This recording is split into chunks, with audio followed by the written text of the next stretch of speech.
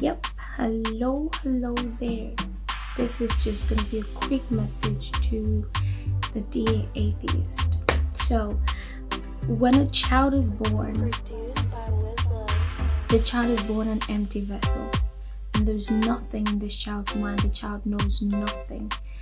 But as the child grows up, information is fed into this child's mind, and the child sees things, and because there is no backup information to contradict whatever the child is seeing, whatever information is fed to this little boy or little girl comes to them as correct. That is it. That is what's supposed to be done. We're not supposed to walk on two hands and 2 feet crawling. No, but we're gonna have to stand up at some point, right, and walk on 2 feet, and our hands are supposed to be by our side. That is information that is being fed to the child's mind. It's the same thing with humans as we grow.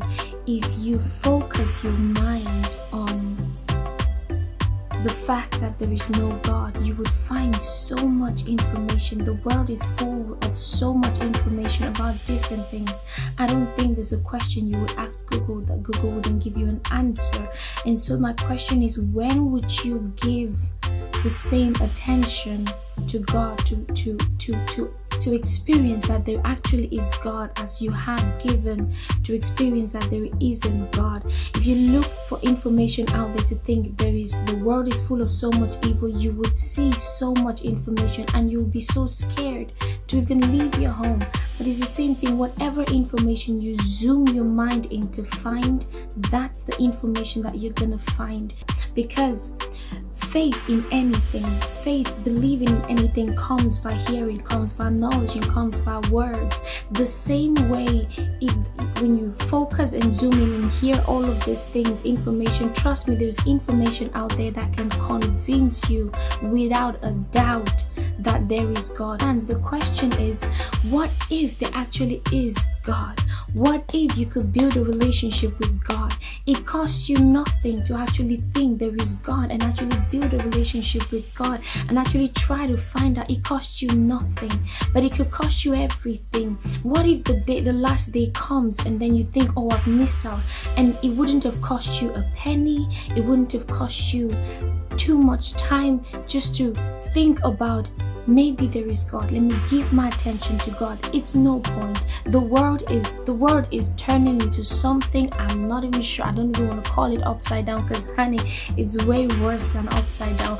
But in the same world that we think things are turning upside down, there has been a vast increase in knowledge. There's so many people in the church, beneath, outside the church, that have these great revelations and wonderful relationships with God. And if you want to find out information about that, you'll find so much. My question to you is, what would it cost you? Nothing. Would you rather wait until you later on find out it's too late? You shouldn't. Just give yourself the chance. The same way you've come this far to actually think you're an atheist, give yourself the chance to absorb whatever information is out there about God. Because faith in anything, believing about anything, comes by hearing. And until you hear about God, you don't have information about Him. Until you feed yourself with this information and convince yourself the same way you were convinced that He doesn't exist, you're always gonna think there's no God. But there actually is. And I love my God and my Father. And the beautiful part is, God does not want to be your God. He's not trying to God over your life. If He wanted to, He would. But no, He wants to be your Father. Because you're creation. We are strangers to tomorrow. I wake up the next second, I'm a visitor into the next second. He created a life and gave to us. We cannot decide to live this life the way we want to, because we are visitors into tomorrow. We have no idea what's supposed to happen tomorrow, but then I know that whatever happens, I've got a Father who loves me beyond anything, and so it's gonna be okay. There's this theory that says the Big Bang created the world and stuff. My question is, of all the bangs that the world has received, read history of all the bangs that the world has received, which of these bangs have actually left the earth in a stable state? It's either the earthquake has shook things and things are not functioning right.